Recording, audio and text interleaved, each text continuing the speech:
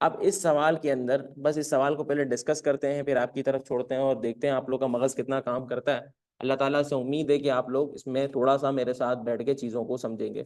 सबसे पहले बात कर लेते हैं, रफीकी इंडस्ट्रीज लिमिटेड है कौन? ये सवाल बहुत रिसेंट अटेम्प्ट का है, स्प्रिंग 2023 का है।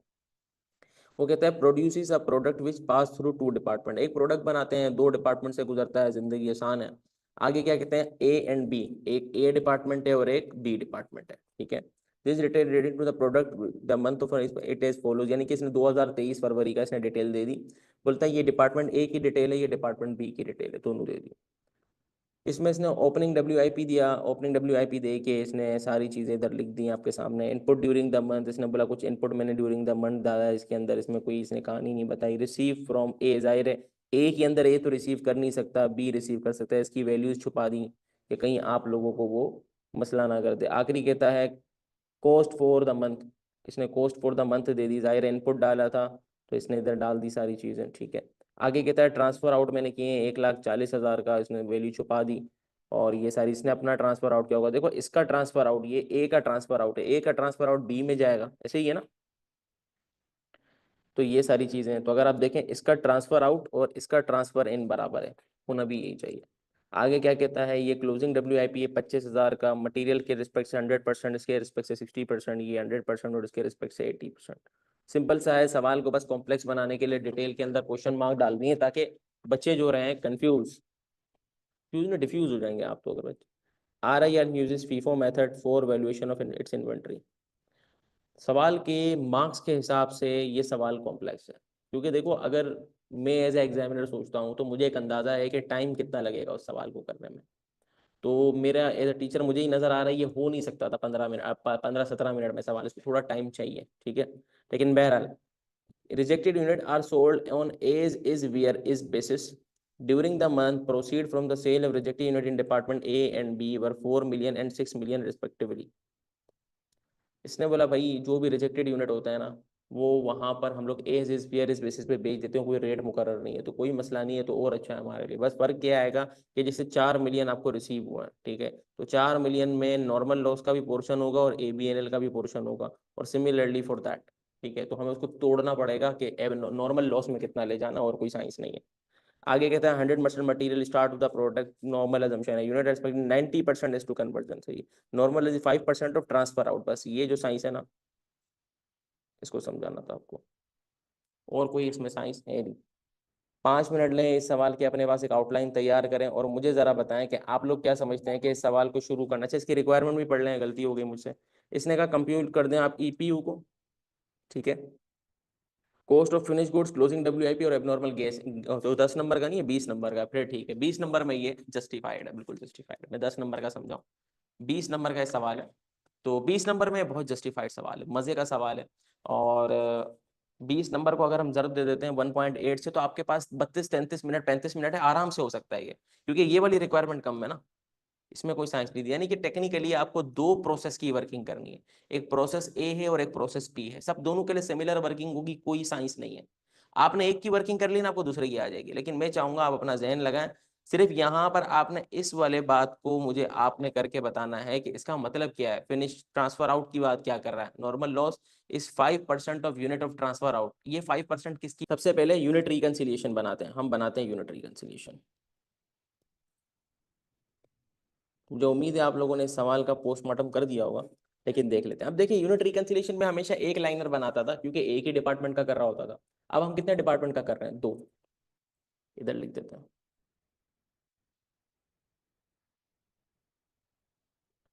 ठीक है। सबसे पहले बात बताएं, ओपनिंग इसका 20,000 है, इसका 18,000 है।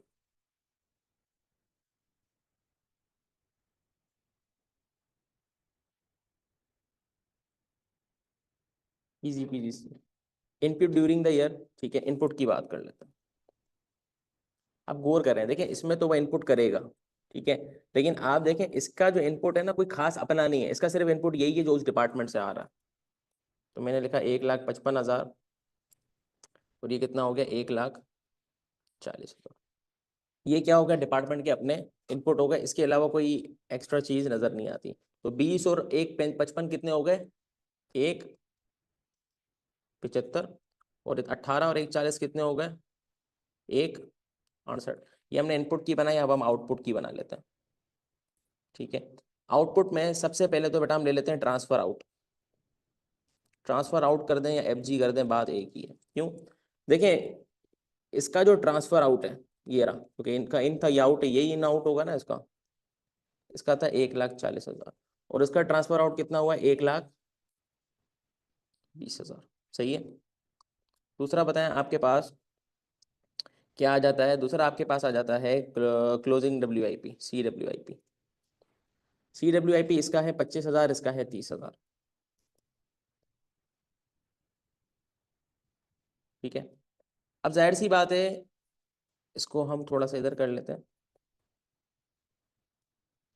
ठीक है, और इधर इसको भी हम ऐसे ही कर लेते हैं।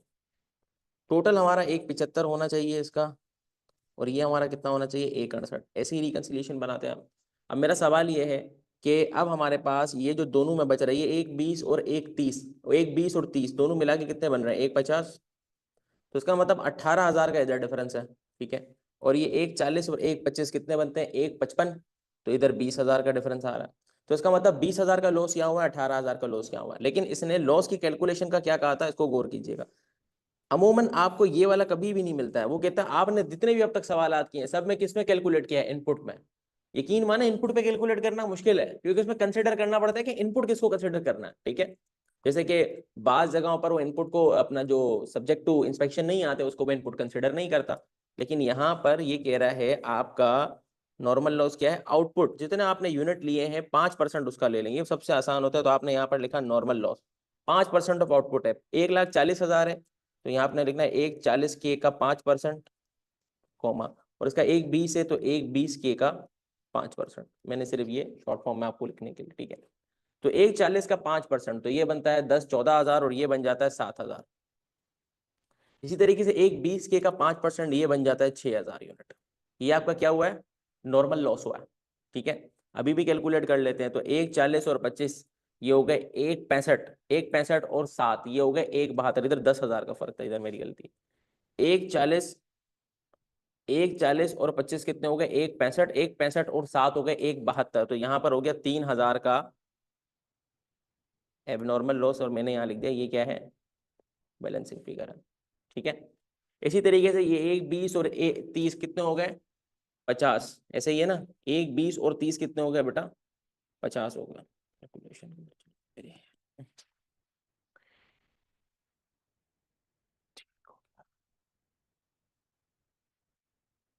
ये तो WIP की बात कर रहा ना, 18,40।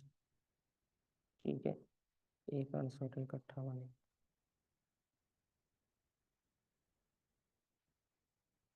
यार यहाँ पर भी लग दी लानत है, मनुष्यों को लग दी लानत है। कौन से नशे में करते हैं सवाल? आना तो इनकी शक्ल होगा मनुष्यों की। बहरहाल, कहते हैं ना कभी कभी नशे में जब है ना, इसीलिए मैं कह रहा हूँ कुछ भी करना, आई कैप के सॉल्यूशन जब देखने लगो ना, खुदा के वास्ते अव्वल तो देखना नहीं, अगर देखने लगो आंखें खोल के देखना भाई, खुदा के वास्ते आंखें खोल के देख। सीधे सीधे फंडे हैं, नंबरों के भी फंडे हैं। अब बहरहाल ये देख लें आपके सामने ही है।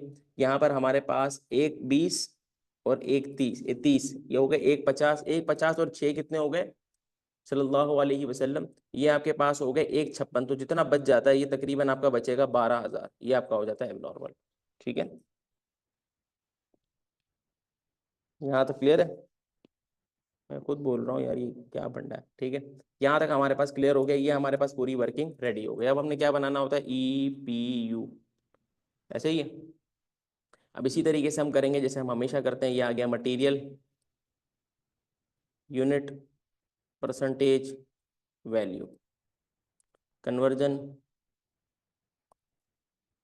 Unit percentage and value.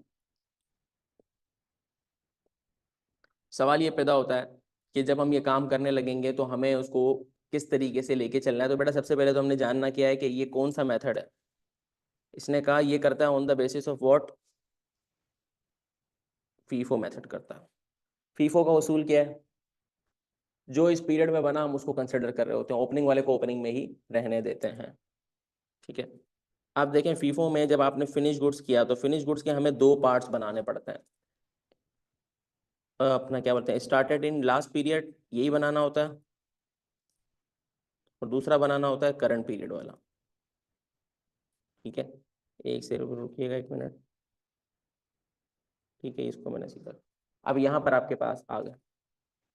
अब आपके पास कितने कितने यूनिट हैं, अब देखिए हमने, अगर मैं बात करूं, ये मैं बना रहा हूँ ईपीयू बना रहा हूँ फॉर प्रोसेस ए के लिए। ठीक है, अभी प्रोसेस बी के लिए भी बना देंगे साथ ही साथ, कोई टेंशन की बात नहीं है। तो मुझे बताएं प्रोसेस ए के लिए हमारे पास फिनिश गुड्स कितना निकला है, आउटपुट हमारा निकला है 140 का, लेकिन हमारा ओपनिंग में कितना पड़ा हुआ था, 20 का पहले से ही पड़ा हुआ था। तो हमारा 1/20 तो वो यूनिट है जो इसी पीरियड में पूरा 100% बने हैं, और इसी पीरियड में हमारे पास पूरे पूरे वैल्यू लिख रहा हूँ ईपीयू, ये ईपीयू होता है। ठीक है, ये हमारे पास बन गए ईपीयू। ठीक है, मैंने पहले भी वैल्यू लिख दिया होगा, उसको इग्नोर कर देना, वैल्यू नहीं, ये तो ईपीयू की वर्किंग बनती है। ये 1/20 आ गया। अब हमारे पास आ गया 10,000 यूनिट, तो 10 नहीं सॉरी 20,000 यूनिट। 20,000 यूनिट में पहले देखना पड़ेगा, देखो ये कहता है material start at the start of the process. तो जब मटेरियल स्टार्ट ही प्रोसेस के अंदर हो चुका है, तो ये पिछले पूरे पीरियड में ही हो गया होगा, तो ये 0%, तो ये बन गया 0। ठीक है, अब आ जाते हैं हम एबनॉर्मल लॉस की जानिब। ठीक है, एबनॉर्मल लॉस, बल्कि हम पहले काम कर लेते हैं, इसको कन्वर्जन के हिसाब से भी देख लेते हैं। तो कन्वर्जन के हिसाब से भी बेटा सेम एज इट इज 20,000 और 1,20,000। ठीक है, परसेंटेज की बात की जाए तो ये तो 100% ही इसी में ही बना होगा, इसमें तो कोई दो राय नहीं है, क्योंकि करंट पीरियड में स्टार्ट होकर करंट पीरियड में एंड हुआ है। ये 20,000 जो है, ये अगर देखा जाए तो ये पिछले ओपनिंग में 40% कंप्लीटेड थे, 40%। तो इस दफा हम लोगों ने कितना कंप्लीट किया होगा, 60% इसको, तो 20,000 इंटू 60% बनता है 12,000। ठीक है, ये हमारा हो गया कंप्लीट इसका हिसाब किताब। अब हम चलते हैं ABNL की जानिब। ABNL की बात की जाए, ठीक है, तो ABNL के अंदर हमारे पास यूनिट कितने आते हैं, पहले इसको देख लें, ये बनते हैं 3,000 यूनिट। तो कोई बड़ी बात नहीं है, 3,000 यूनिट है, क्योंकि मटेरियल शुरू में ही लग जाता है, तो मटेरियल के रिस्पेक्ट से तो ये 100% 3,000 यूनिट का लॉस हुआ है। ठीक है, अब बात कर लेते हैं इसकी। तो 3,000 यूनिट बन जाते हैं, तो सवाल के अंदर एक चीज लिखी हुई थी।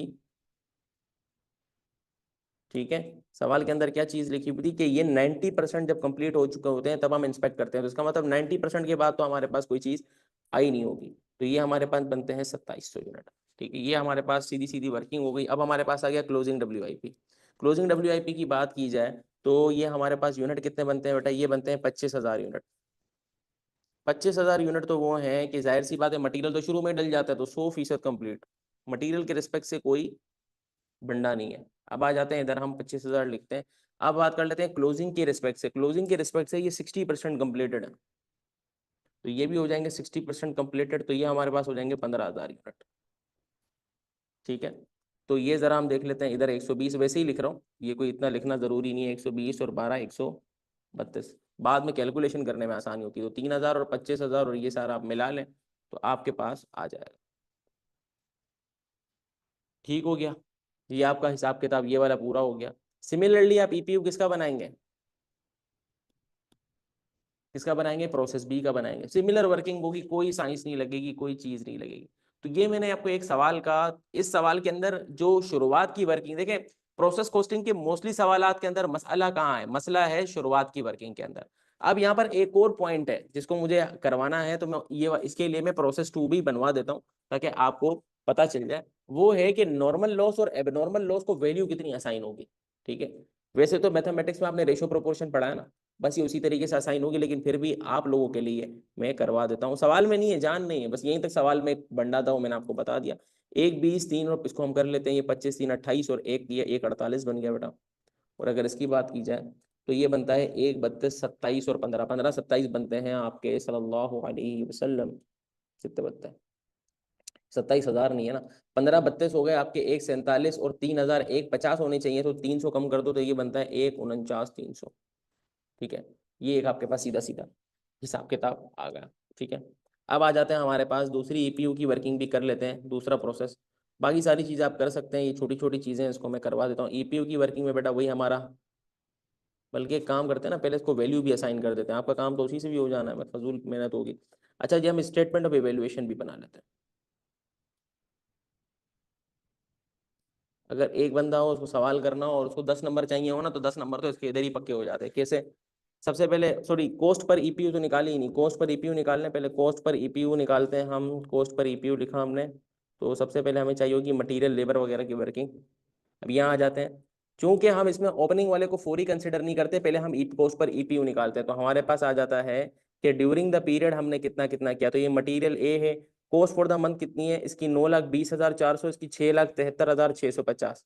पहले लिख देते हैं मटेरियल एडिशन 9,20,400, ये तो मैंने लिख दिया। लेकिन जो हमारे पास नॉर्मल लॉस होगा उसकी कुछ वैल्यू है, यस। अब ये कहता है कि इसकी कोई वैल्यू ऐसे नहीं है कि 100 रुपए पर केजी बिकेगा, 200 रुपए पर केजी बिकेगा, बल्कि कैसे बिकेगा, एज इज वेयर इज। बंदा आया, हाँ भाई कितने देगा इसके पैसे, तो ये साथ बोलते हैं। लेकिन मैं आपको एक बात बता देता हूँ कि इस महीने में हमने 4 मिलियन रुपीज के स्क्रैप के यूनिट बेचे। कितने के? 4 मिलियन रुपीज के। तो मैं यहाँ पर लिखता हूँ स्क्रैप वैल्यू, और आपको एक चीज समझाता हूँ। क्योंकि ये 9,20,400 नहीं है, ये जहन में रखना, ये है 9,20,400 इन 1000। तो ये 920 मिलियन है, ये जहन में रखना। अब इसने कहा 6 मिलियन है, ठीक है, तो हम इसको 1000 में लिख देते हैं 6,000, यानी कि हमें 6,000 रुपए मिले, आसान लफ्जों में। मल्टीप्लाई बाय, हमें सिर्फ नॉर्मल लॉस के पैसे चाहिए ना। अब देखें, नॉर्मल लॉस है 7,000 और टोटल लॉस है 10,000 का, 7 और 3 10। तो मैं यहाँ गया, मैंने लिखा 7,000 डिवाइडेड बाय 10,000। टोटल लॉस हमारा 10,000 यूनिट का है, जिसमें से नॉर्मल का कितना है, 7,000 है।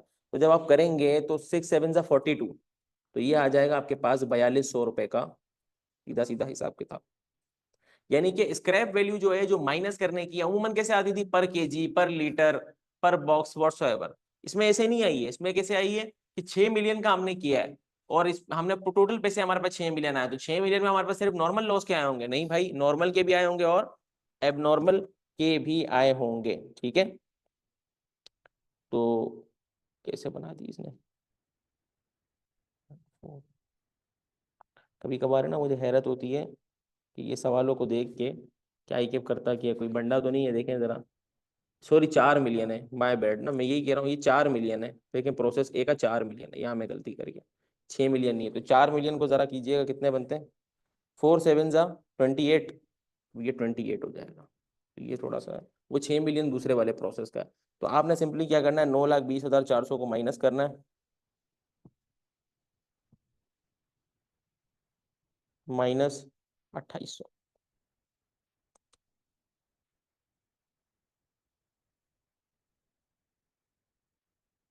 ये बनता है 9,17,600, ठीक है। तो ये आपको पैसे आए हैं जिसको आपने एडजस्ट कर दिया। अब कोस्ट पर ईपीयू निकालनी है, सेम एज इट इज बेटा दिस को दिस मल्टीप्लाई, तो यही आ जाएगा। कोस्ट पर ईपीयू कितना आ जाएगा, 9,17,600, 1,48,000। और चूंकि ये थाउजेंड्स में है, सवालों में ज्यादातर थाउजेंड्स में मिलेगा, तो आप इसको थाउजेंड से करके तो आपके पास एक वैल्यू आ जाएगी जो कि इन एग्जैक्टली PKR में होगी, मल्टीप्लाई बाय 1000। तो ये कुछ 6,200 रुपये पर यूनिट बनता है, ठीक है, तकरीबन।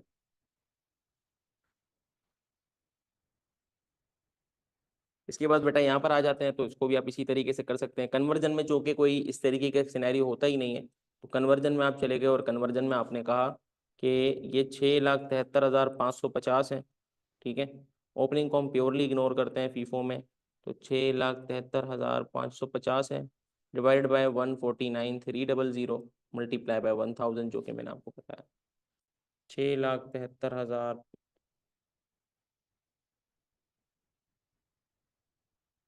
तो ये कोई 4,511 बनता है, ठीक है। ये आपने निकाल दिया, पर यूनिट की कॉस्ट निकाल दी, इसकी भी पर यूनिट, उसकी भी पर यूनिट आ गई।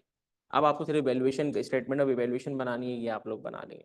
तो एक जो पॉइंट था जो इस सवाल के अंदर आप कहेंगे कि तकलीफ दे होता, वो था एक स्क्रैप वैल्यू वाला, ये एक हमने नई चीज़ समझी। इसके बाद एक हमने जो पॉइंट समझा, वो समझा कि आज तक हम लोगों ने इनपुट पे निकाले थे लॉसेस, पहली दफ़ा हम लोगों ने किस पे निकाले, आउटपुट पे निकाले। दूसरी बात हमने ये समझी कि चाहे दो प्रोसेस हो चाहे एक प्रोसेस हो, सिर्फ आपकी मजदूरी बढ़ जाएगी और कुछ भी नहीं होगा, ठीक है। तो इन इन शॉर्टर फॉर्म अगर मैं बात कहूँ, तो प्रोसेस कॉस्ट इज कंप्लीटेड, ठीक।